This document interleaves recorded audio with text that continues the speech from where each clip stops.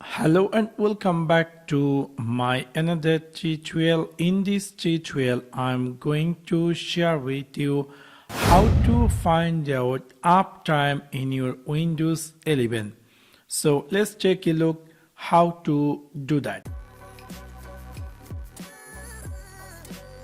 Maybe somehow or some cases you looking for how many hours or how many minutes your PC has turned on or etc, and you are looking for how to find out the uptime or total timing that your PC has turned on. So in order to do that, it's really very easy and simple. You need to go in your Windows 11 start menu, just right click over on it and click here Taskmanager. After click over Taskmanager, you need to go this performance tab and then you need to open, click this CPU.